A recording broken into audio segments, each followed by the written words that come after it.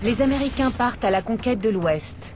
Devant eux, des terres inconnues et de grands dangers. Les pionniers vont devoir faire face à d'importantes difficultés pour arriver à dompter cette nature hostile. Mais à travers ces combats, c'est aussi la nouvelle nation américaine qui se construit.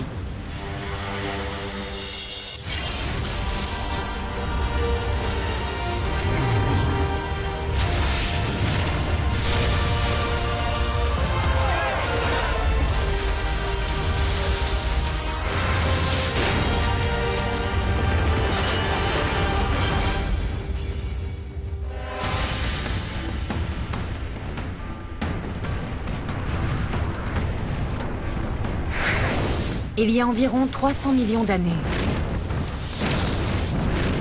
une météorite fond sur la Terre.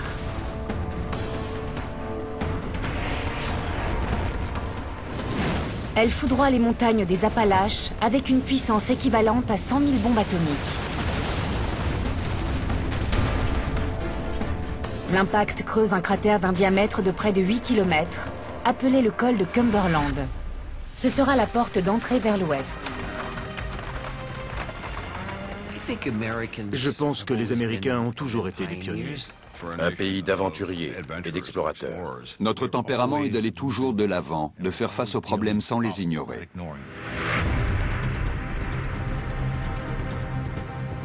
En 1775, la Grande-Bretagne, la France, l'Espagne, sans oublier une centaine de tribus amérindiennes, revendiquent la partie est du col de Cumberland.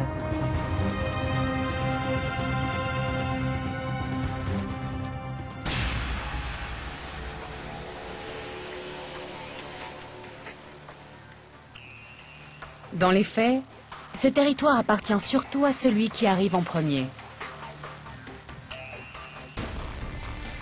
C'est une terre fertile, dont le sous-sol regorge d'or et d'argent.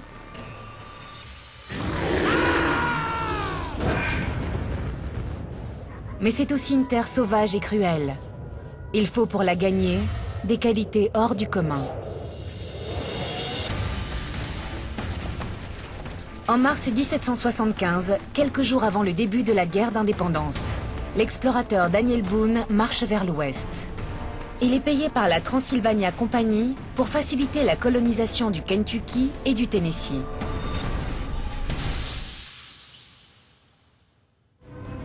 Ok, avancez, venez par là, par là. Boone et ses hommes se feraient un chemin à travers Cumberland. Leur mission, coloniser de nouvelles terres. Venez, on peut passer par là. Devant nous se trouve un des plus beaux endroits au monde. Et avec un peu d'effort, ça nous appartiendra. Un jour, des milliers de gens voudront cette terre. Et alors nous serons riches.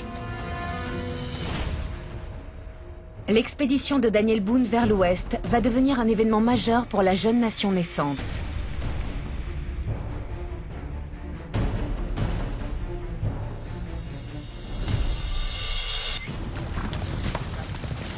En Grande-Bretagne, le roi a déclaré hors la loi toute expansion à l'ouest. Des peines sont prévues pour les colons clandestins qui désobéissent. Mais Boone est prêt à défier les Britanniques. Daniel Boone était le premier grand héros de l'Amérique. Je pense qu'il reflétait l'image que cette nation voulait se donner. Les Américains voulaient se voir comme des êtres farouchement indépendants, ultra compétents et prêts à explorer des lieux où personne d'autre ne voudrait aller. Allons-y, c'est par là. Boone et ses hommes n'ont emporté avec eux aucune provision. Allez, allez! Ils survivent avec ce qu'ils trouvent sur place. La graisse d'ours leur sert d'anti-moustique et les larves de guêpes de nourriture. Allez, allez! Boone témoigne dans son journal.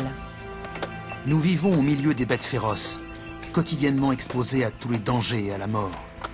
Mais la nature satisfait nos besoins vitaux.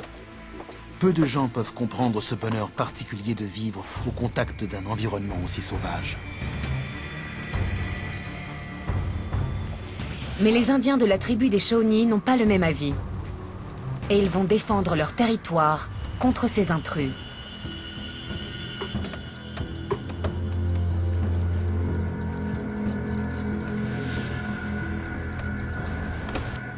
C'est du bon boulot, John, c'est bien.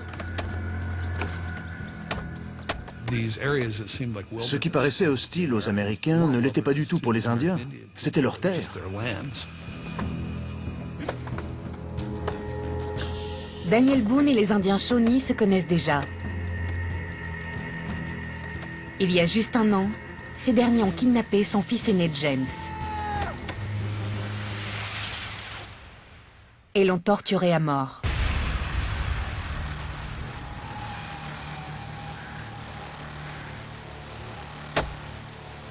Le 25 mars 1775, Boone traverse le territoire des Shawnee.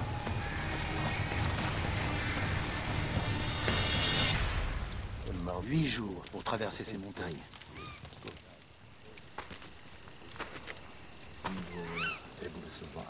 Nous avons quand même réussi à passer malgré le sol glissant avec toutes ces feuilles d'orme. Il ne nous restait plus rien à manger.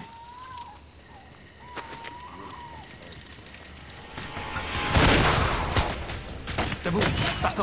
Réveillez-vous! Allez, vite, venez! Allez, allez! Allez! Les fusils, vite!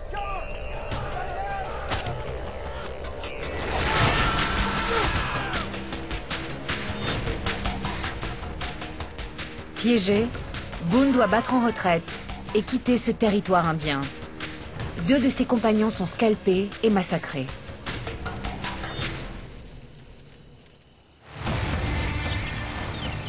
Malgré ces dangers, il décide de poursuivre son avancée, toujours plus à l'ouest. Je pense que ce qui définit par-dessus tout le caractère américain, c'est la persévérance.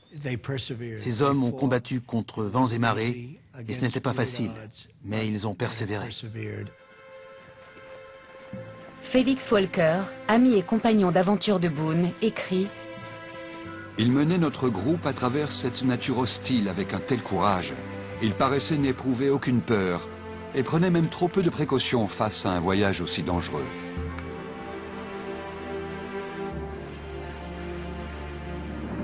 De nombreux colons qui ont suivi Boone périssent en voulant rejoindre le Kentucky.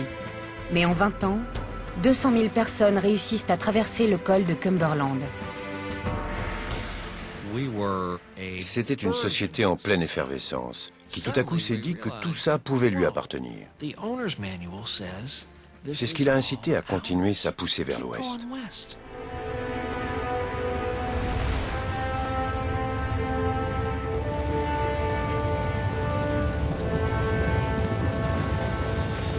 En 1803, le pays fait un bond vers l'ouest grâce à une des plus importantes transactions de l'histoire. Le président américain Thomas Jefferson rachète au premier consul français Napoléon Bonaparte l'immense territoire de la Louisiane. Plus de 2 millions de kilomètres carrés au prix de 15 millions de dollars de l'époque. Il double ainsi la taille des États-Unis et ouvre la voie à une nouvelle vague d'exploration.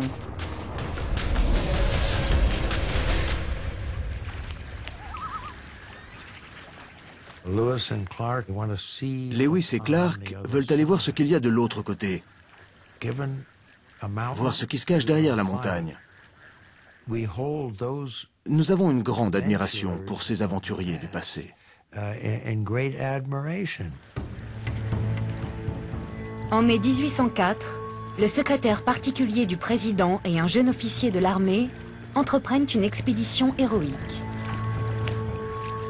Meriwether Lewis et William Clark veulent être les premiers à explorer et cartographier le continent.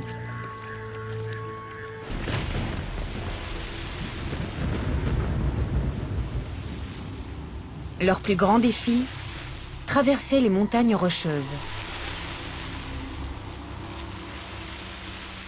Personne n'imagine que les Rocheuses sont composées de 90 chaînes de montagnes distinctes, de 4800 km de long.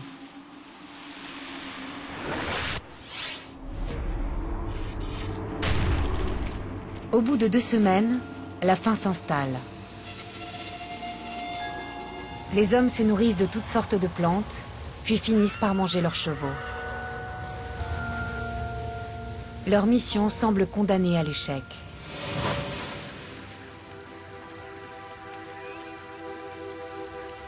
Mais ils vont survivre grâce à l'aide d'une jeune amérindienne de 16 ans de la tribu des Shoshones. Sacagawea les guide, leur procure de la nourriture et sauve de justesse leur carnet de voyage lorsque leur canoë se renverse.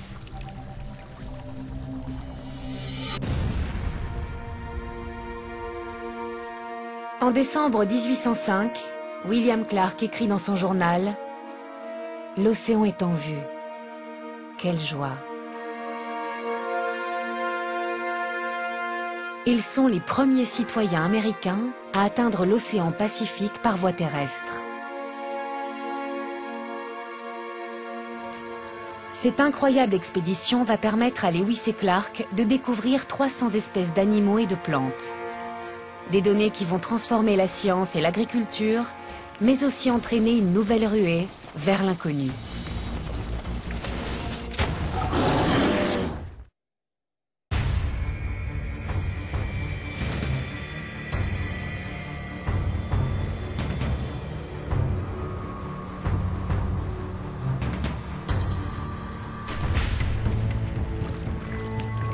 La mission de Lewis et Clark à travers les Rocheuses a également montré le chemin qui mène à un trésor, le castor.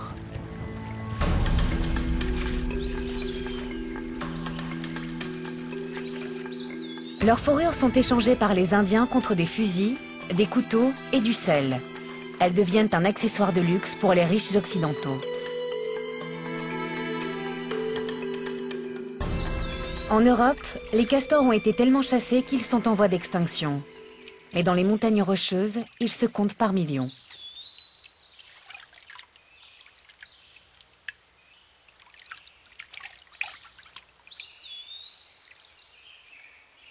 De nouveaux pièges en fer facilitent leur capture.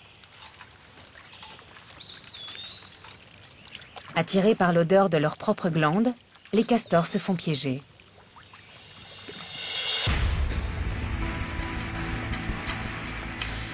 En octobre 1823, 300 trappeurs, avides, errent à travers les Rocheuses, espérant faire fortune. Un homme sur 5 ne reviendra pas vivant. Les conditions de vie sont extrêmes, et pour survivre, les trappeurs ont besoin de manger 3 fois plus que nous aujourd'hui.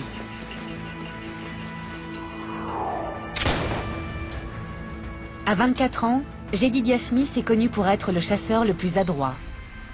Il parcourt jusqu'à 1600 km par an et capture 600 fourrures en une saison, soit l'équivalent de 3 ans de paye à l'est du pays.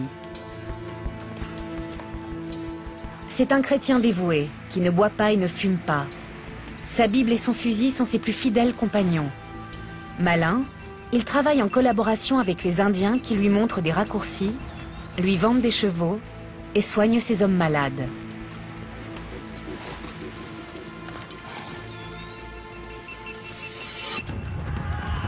Ces tribus d'Amérique du Nord ont su adapter leur mode de vie à chaque relief du continent, des plaines arides aux terrains montagneux les plus ardus.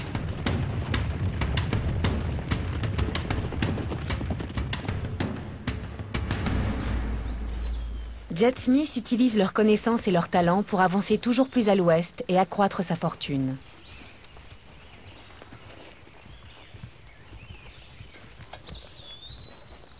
Mais c'est au risque de sa vie.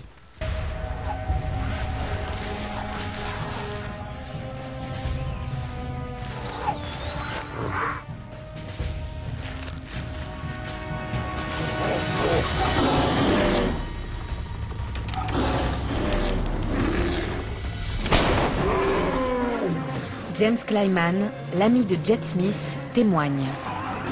Le grizzly n'avait pas hésité à se jeter sur notre capitaine, brisant ses côtes et tailladant sa tête.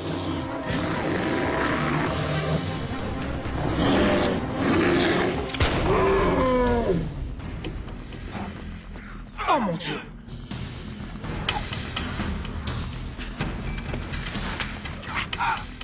Nous n'oublierons jamais ce que cet accident nous a appris sur la force de caractère du grizzly.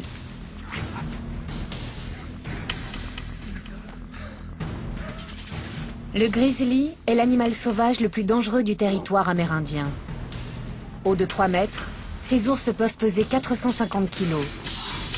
Au tout début du 19e siècle, Ils sont 100 000 à rôder dans les Rocheuses, 50 fois plus qu'aujourd'hui.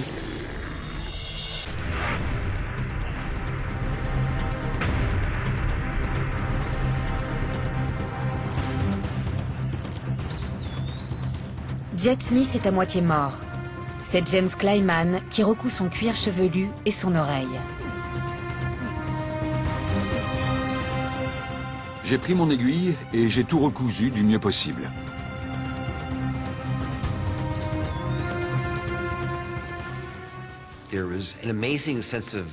L'esprit américain, c'est vraiment cette extraordinaire confiance en soi. Cette capacité à ignorer l'idée même de l'échec.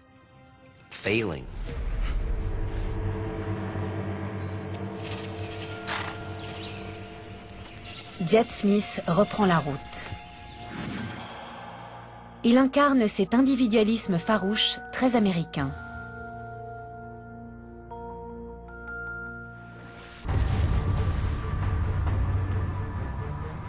Les pistes qu'il aménage vont servir aux colons pour le convoi des chariots. Aujourd'hui, ce sont des routes et autoroutes qui relient les États entre eux.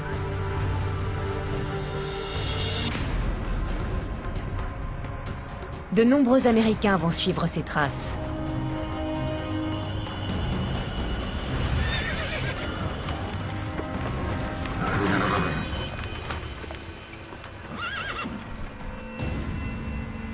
Mai 1846. Des centaines d'hommes, de femmes et d'enfants. À cheval ou à pied, ils avancent vers leur destin et leur nouvelle vie à plus de 3000 km.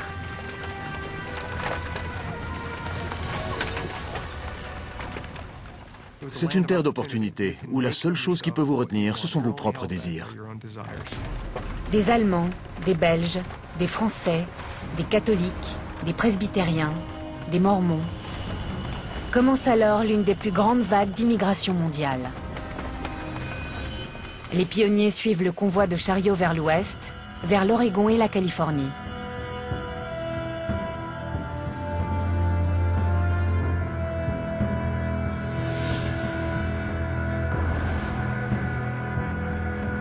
Ces hommes vont écrire une nouvelle page du mythe américain.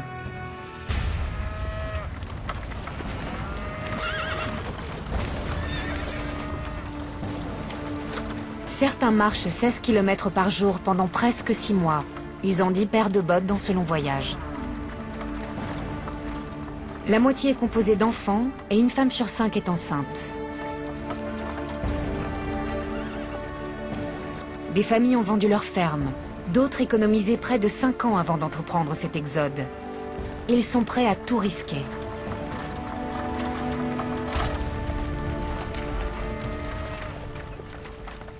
S'il y a bien un épisode qui résume l'esprit américain, c'est la conquête de l'Ouest. Avec ses mules et ses chevaux, il traverse les rivières et les montagnes. Il marche vers l'inconnu en se disant « Je laisse tout derrière moi, tout ce que je sais, pour me réinventer ». Un attelage coûte plusieurs milliers de dollars et contient toute une vie.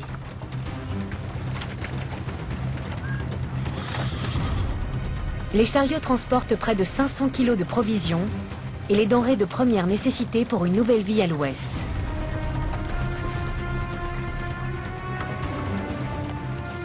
L'eau de pluie est récupérée grâce à la toile des chariots. Même le fumier des bœufs sert à allumer les feux.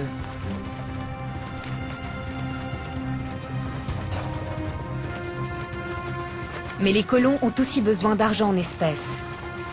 Les Indiens font payer l'équivalent aujourd'hui de 10 $ pour utiliser une route et de 100 $ pour traverser une rivière.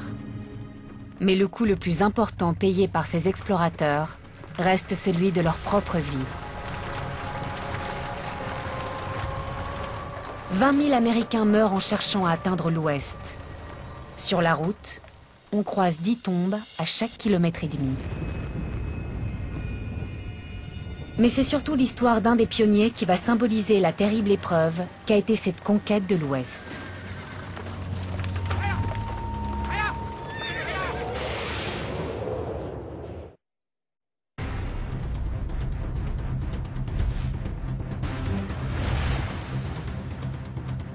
Juin 1846.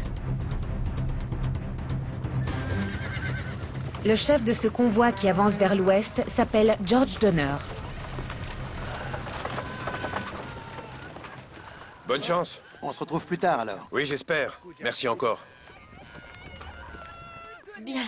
Pousse maintenant, pousse. Sa femme, Tamsin Donner, est maîtresse d'école. Encore, encore. Oui, c'est ça. Sur la route, les femmes doivent savoir tout faire. Oui, c'est bien. Vas-y, continue. L'expédition de George Donner est arrivée à mi-chemin. Elle a dû s'arrêter en pleine prairie, dans la région du Wyoming. C'est la canicule, il n'y a aucun médecin dans les environs et très peu d'eau. Très bien, pousse. Je pense que les femmes qui ont traversé l'Amérique à cette époque devaient être d'une force inouïe. C'est incroyable. C'est bien. Oui, bravo. C'est un garçon.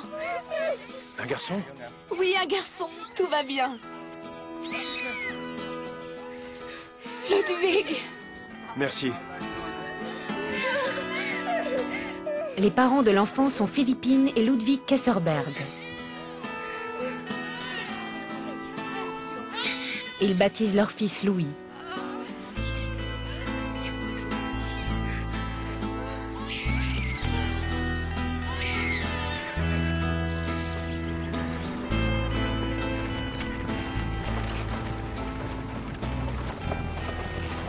Le voyage est difficile, mais la route est bonne.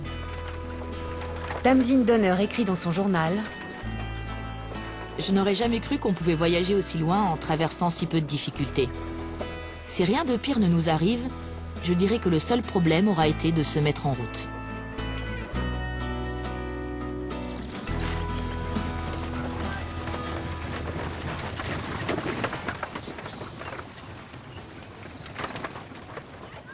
Mais son mari, George Donner, chef du convoi, est conscient de l'obstacle qui les attend au terme de leur voyage, les montagnes de la Sierra Nevada, avec des sommets qui atteignent 4000 mètres. En hiver, ils sont infranchissables.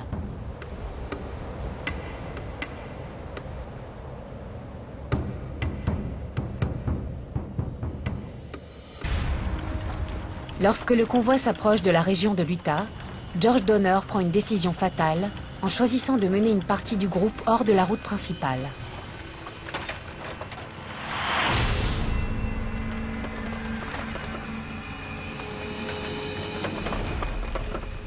Il a lu dans un guide que le raccourci de Hastings permettait de réduire le voyage de 2 semaines.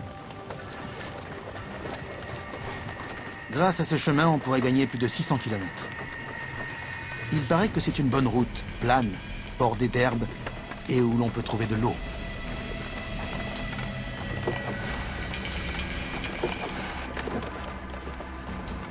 Mais les informations de Donner sont fausses. Ce qui devait être un raccourci rallonge en fait le trajet de 160 km.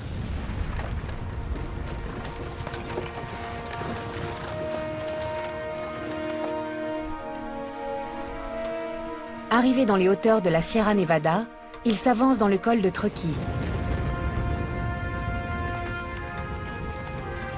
Ils ne sont qu'à 50 km d'un lieu sûr, les plaines de la Californie. Mais les vivres s'amenuisent dangereusement et voyager à travers les montagnes fait des ravages.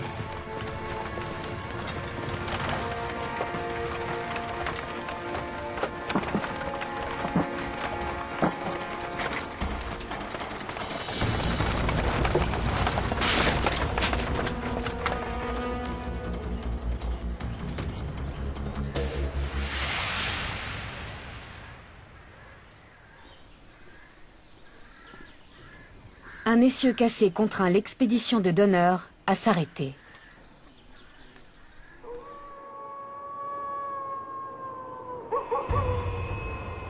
Mais cette nuit-là, il tombe 1,5 mètre de neige. Et en très peu de temps, les tempêtes de neige créent des congères de près de 20 mètres. L'expédition de Donner va être bloquée pendant 5 mois.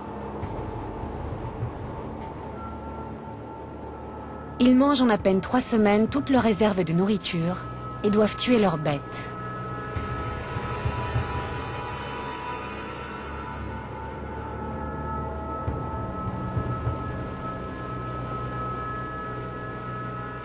Ils finissent par manger des eaux carbonisées, des brindilles, des écorces, des feuilles, de la terre, et bien pire encore.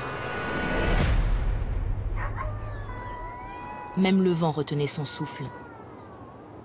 Comme pour nous suggérer que si l'un d'entre nous mourait, les autres devaient survivre.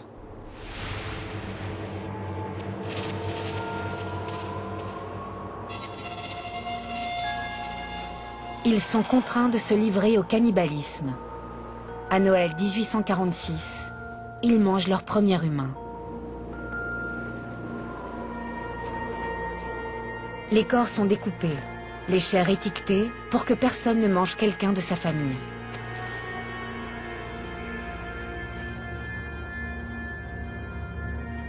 Les 4 expéditions de sauvetage parties à leur recherche ramènent quelques survivants. La dernière parvient à retrouver Ludwig, le mari de Philippine. Il est seul, entouré d'ossements, d'entrailles et d'un récipient rempli de sang humain.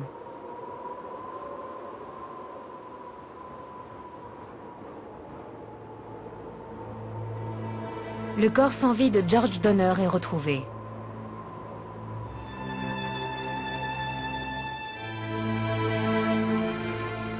Le corps de Tamsin Donner n'a jamais été retrouvé.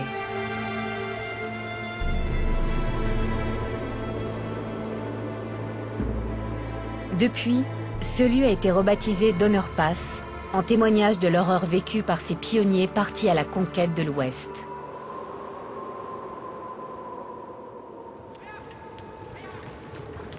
Aujourd'hui, c'est l'autoroute Lincoln.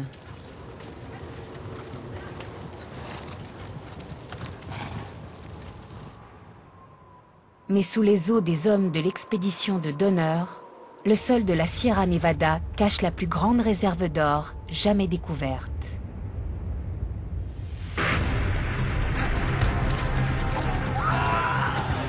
La ruée vers l'or est sur le point de transformer l'ouest de l'Amérique et les hommes qui s'y précipitent.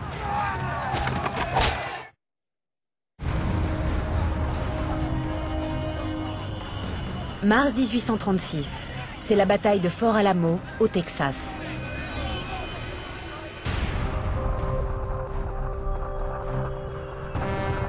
L'expansion galopante des États-Unis a mené au conflit avec l'Empire mexicain.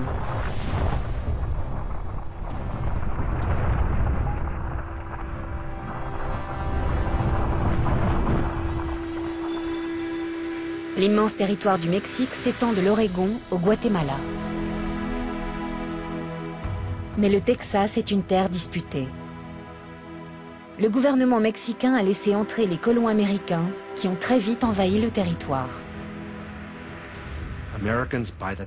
Les Américains sont arrivés par milliers au Texas et n'ont pas respecté les accords prévus. En 1835, ils étaient 10 fois plus nombreux que les Mexicains. Et forcément, ils espéraient l'indépendance. À Alamo, les pionniers américains se battent pour leur souveraineté.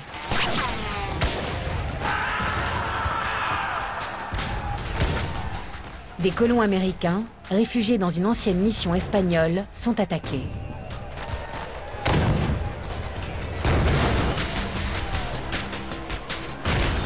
L'armée mexicaine, qui veut reprendre le contrôle de son territoire, prend d'assaut le fort improvisé. Le siège finit par un massacre. 186 défenseurs sur 200 sont tués. À Fort Alamo, des hommes courageux comme David Crockett deviennent des héros et des martyrs. Les femmes et les enfants sont épargnés et envoyés comme messagers pour dissuader les autres pionniers américains.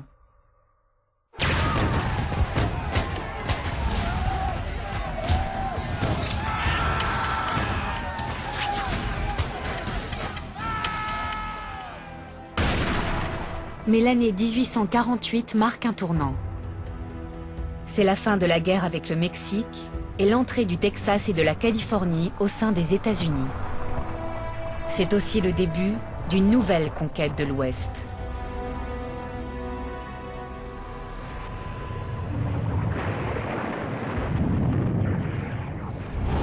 Tout commence dans les profondeurs de la Terre, là où il y a des millions d'années, de puissantes forces géologiques ont créé l'or.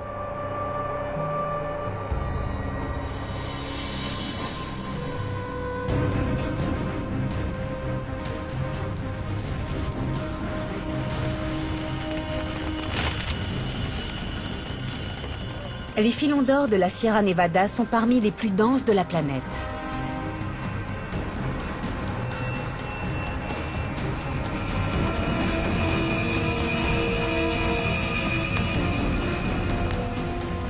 En 1848, le charpentier James Marshall trouve dans la rivière de Californie une pépite d'or de 85 grammes. L'équivalent de 2 mois de salaire dans le creux de sa main, mais des milliards de dollars sous ses pieds.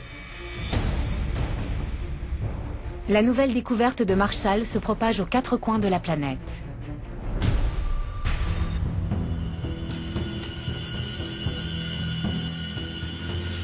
Tout le monde veut faire fortune très vite. En une année, 100 000 chercheurs d'or affluent sur les contreforts de la Sierra Nevada. C'était l'essence même du rêve américain. Soyez l'artisan de votre propre succès. Un chercheur d'or chinois trouve 280 grammes d'or. Un Irlandais gagne 26 000 $ en seulement 4 jours. 12 Mexicains exploitent un énorme filon d'or dans la vallée de Bear. Dans le port de San Francisco, une parcelle de terre qui valait 16 $ avant la découverte de l'or se vend maintenant 45 000 $.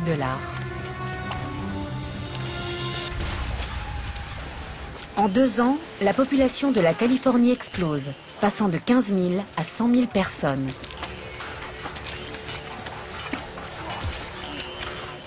Désormais, l'orpaillage ne se fait plus seulement à la main, mais avec l'aide de plateaux en bois dont le fond est constitué de tasseaux.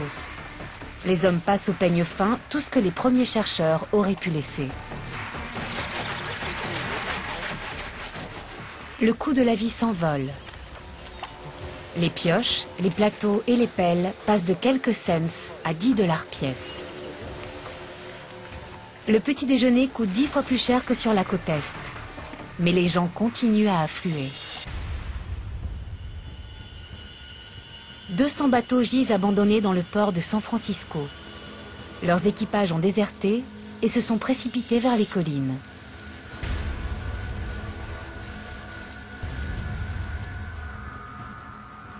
À l'issue d'un voyage de près de 10 000 km, et à présent sans argent et à pied, le Belge Jean-Nicolas Perlot écrit « Nous avons traversé des kilomètres de forêt, remplis d'Indiens, d'ours, de panthères, de chats sauvages et de serpents de toutes sortes. » La première chose qu'il trouve en chemin, ce n'est pas de l'or, mais des tombes. Il y en a 200, des chercheurs d'or morts de faim sur ces collines.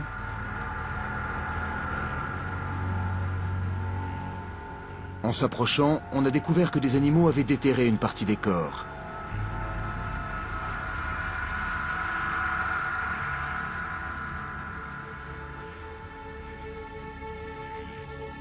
Il y avait un mot cloué sur une des tombes. Dieu a souhaité que la civilisation commence ici.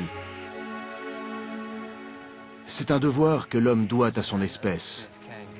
Enterrer ses morts.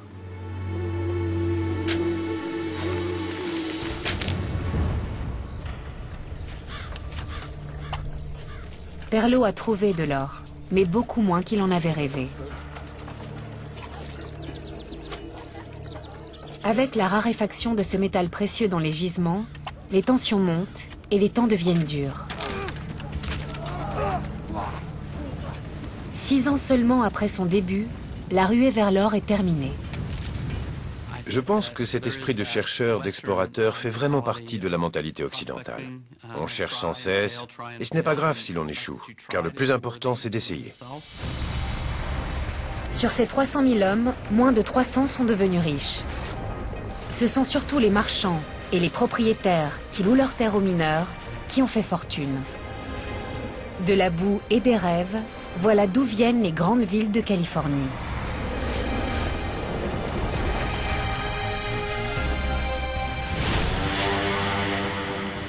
Mais la soif de ce nouveau pays pour les affaires va entraîner une autre révolution.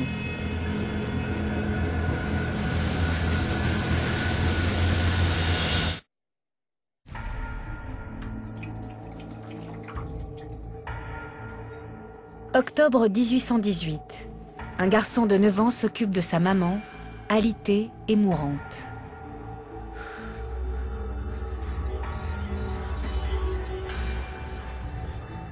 La maladie du lait tue des centaines de pionniers chaque année. En cause, une herbe toxique mangée par le bétail. Ce poison mortel est ensuite transmis aux humains.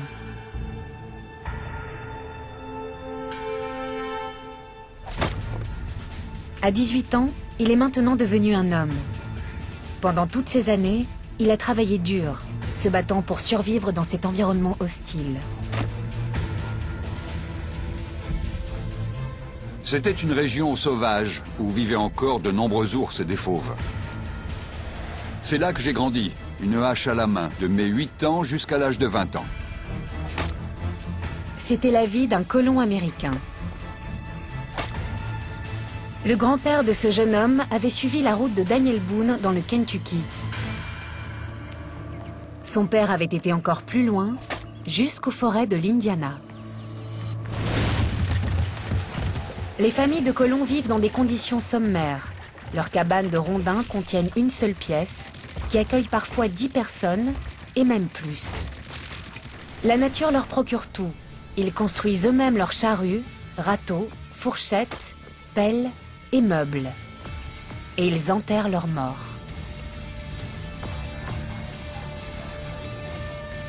Dans les mauvaises années, la malaria tue un colon sur 8. Leur espérance de vie est moitié moins longue qu'aujourd'hui. Abraham Lincoln, le 16e président des États-Unis d'Amérique, est né dans l'une de ces familles de colons.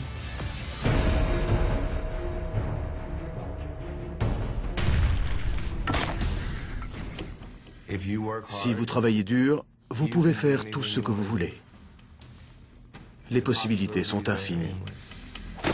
Quand j'étais enfant, c'était ça pour moi le rêve américain. Ces milliers de familles, comme celle de Lincoln, ont colonisé l'Ouest en 4 générations. Beaucoup moins que ce qu'imaginait le président Thomas Jefferson.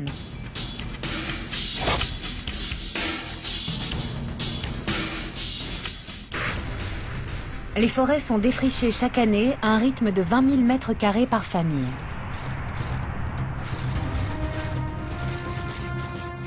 En 1800, 23 millions d'acres de l'Indiana sont des terres sauvages. En 60 ans, elles sont devenues des terres agricoles malléables, planes et fertiles. Mais cette déforestation implique bien plus que les arbres. C'est une des plus grandes failles de la pensée américaine de ne pas avoir su considérer les Indiens comme des citoyens américains. Ce peuple a été abandonné à son sort. Avancez! 1830. Le président Andrew Jackson met en œuvre une nouvelle politique qui sévira pendant plus de 100 ans. C'est l'Indian Removal Act, la relocalisation forcée des tribus indiennes dans des réserves.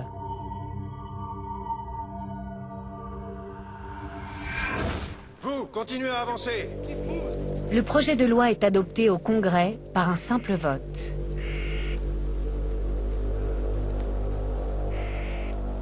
Les tribus Chickasaw, Choctaw, Creek, Séminole, Cherokee sont contraintes par la pointe des baïonnettes à quitter leurs terres. Un épisode de la conquête de l'Ouest que même certains des soldats chargés de faire appliquer la loi trouvaient honteux. Le soldat de l'armée américaine John J. Burnett écrit La souffrance des Indiens Cherokee était horrible. Le chemin de l'exil était un chemin de mort. Ils dormaient dans les chariots ou par terre et sans source de chaleur. J'ai vu au moins une vingtaine d'Indiens mourir en une seule nuit de pneumonie, de froid et d'hypothermie.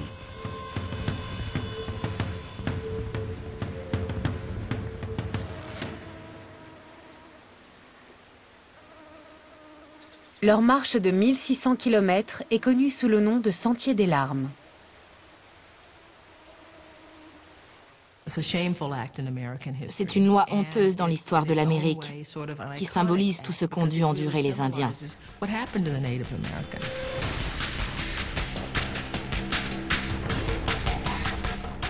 Ailleurs, la transformation de l'Ouest prend d'autres formes. Prenant sa source dans le Minnesota, le Mississippi coule vers la Nouvelle-Orléans. Long de près de 3800 km, ce fleuve traverse 31 États.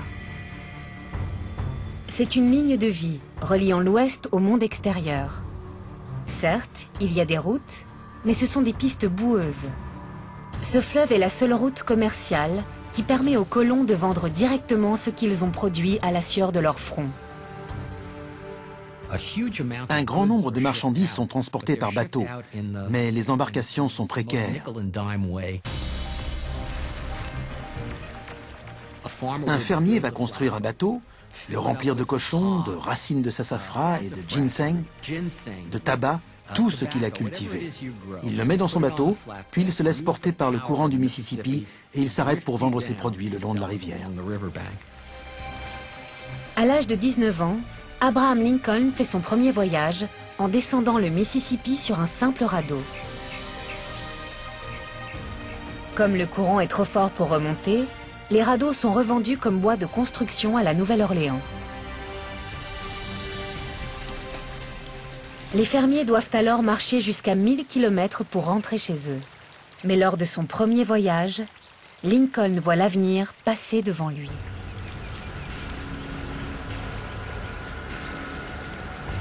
Une nouvelle invention qui va transformer le Mississippi, le Midwest et l'Amérique.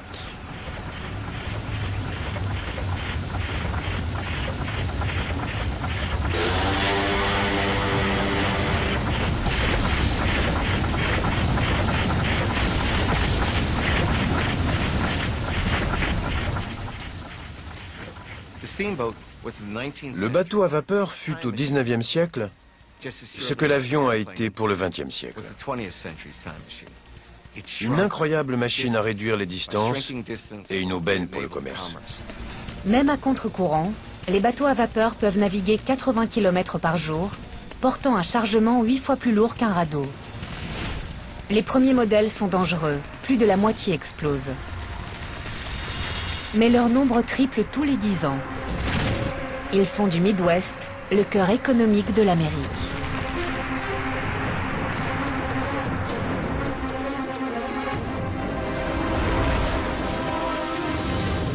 L'Amérique s'est développée en seulement 4 générations. Les quelques colonies étalées sur moins de 500 km le long de la côte Est font maintenant partie d'un continent en pleine expansion.